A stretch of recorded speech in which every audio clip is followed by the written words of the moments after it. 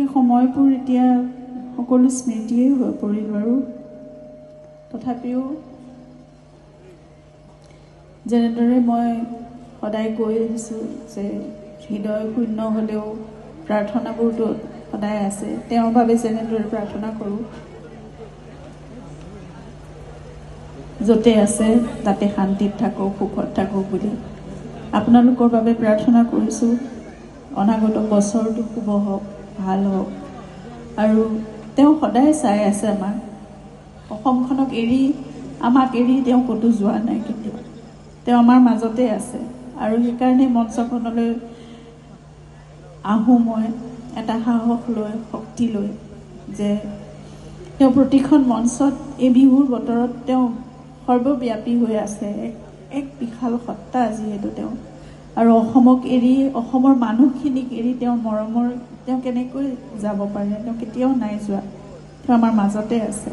আৰু সেই অনুভৱ ল'বলৈ আপোনালোকৰ মাজলৈ মই শক্তিখিনি লৈ আহোঁ সদায়, আহিবলৈ লৈছোঁ। আৰু এই বিহুৱে এই বতৰতে মোক কিবা এটা শক্তি, সাহস দিছেও। সেইকাৰণে মই জুবলিৰ লগত আহোঁ, যন্ত্ৰৰ লগত গৈছোঁ আপোনালোকৰ মাজলৈ, যে আপোনালোক প্ৰতিজনৰ মাজত মই জুবিনক অনুভৱ কৰিব পাৰোঁ, জুবিনক দেখা পাওঁ।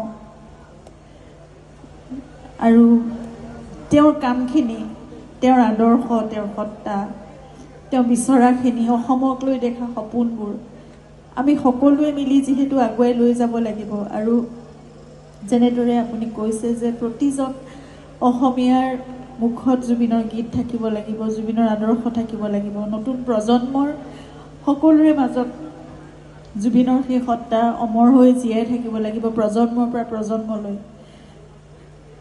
আমি তেনেকৈ কঢ়িয়াই নিবলৈ আমি সকলো একেলগ হৈ থাকিলে নিশ্চয় সকলোৰে প্ৰাণতটো আপোনালোকে জুবিনক ৰাখিছে, গতিকে জুবিন অমৰ হৈ থাকিব, সেয়া মই জানো।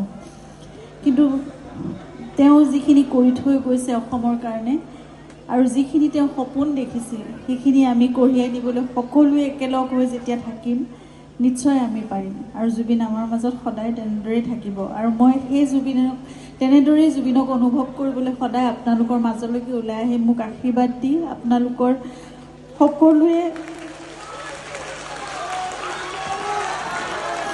জুবিনক যেনেকৈ আপোনালোকে ভাল পাইছিল, মৰম কৰিছিল, আশীৰ্বাদ দিছিল, আজিও যেনেদৰে মৰম, সন্মান, আশীৰ্বাদ সকলো দি আছে, মোকো দি থাকিব বুলি মই সেইখিনি আশা কৰিছোঁ।